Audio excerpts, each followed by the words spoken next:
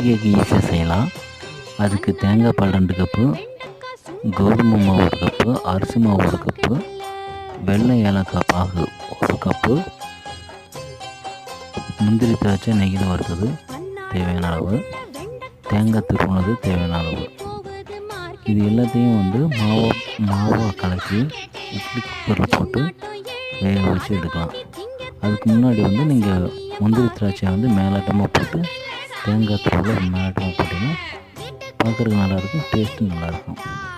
Try பண்ணி பாருங்கள்.